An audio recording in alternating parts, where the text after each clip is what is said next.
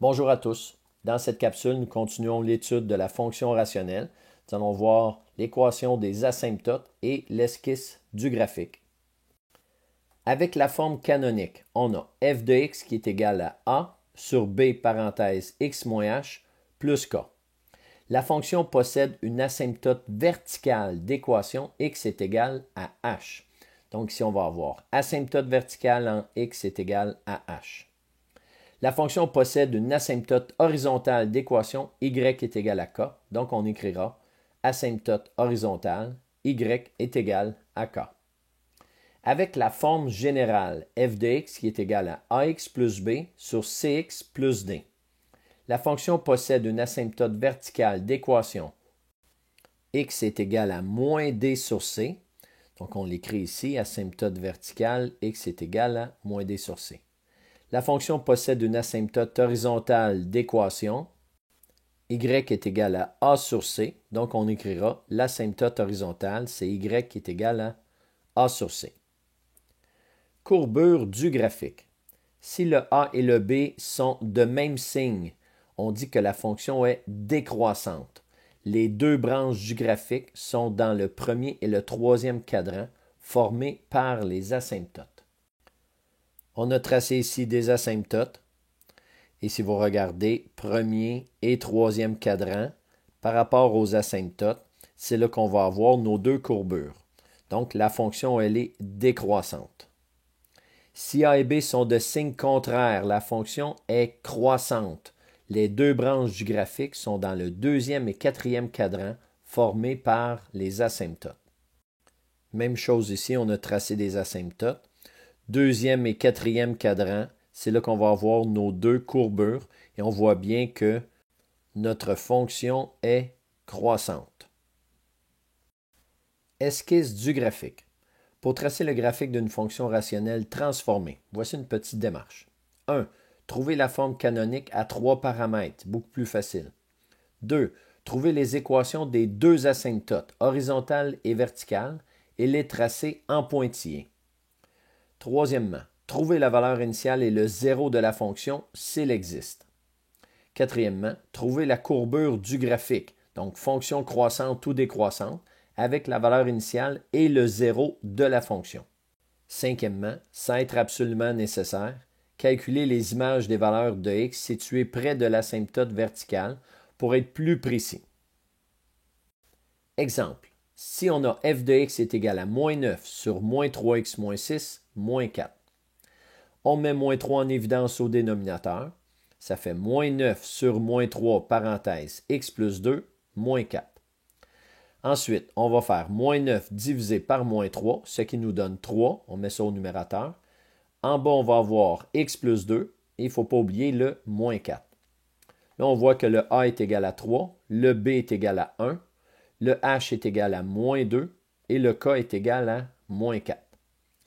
Allons trouver l'asymptote verticale. X est égal à h, qui est égal à moins 2.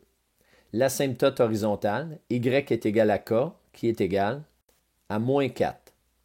Le domaine de la fonction f, ça va être les réels, sauf la valeur moins 2. Et l'image de la fonction f, ça va être les réels, sauf la valeur moins 4.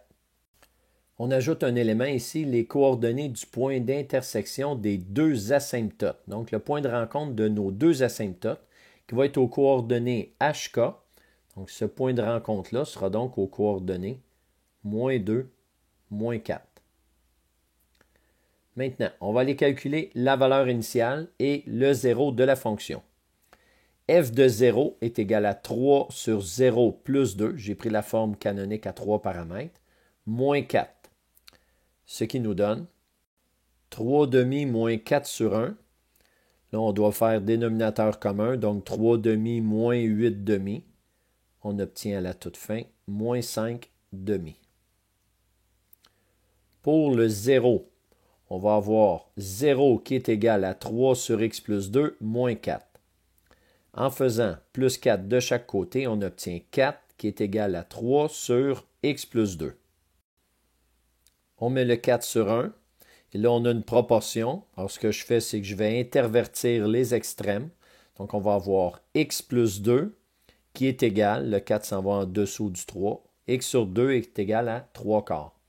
On fait moins 2 de chaque côté. On obtient x qui est égal à 3 quarts moins 2. On met le 2 sur 1, dénominateur commun, donc on va avoir moins 8 quarts. 3 quarts moins 8 quarts, ça donne moins 5 quarts. Alors ça, c'est le zéro de la fonction.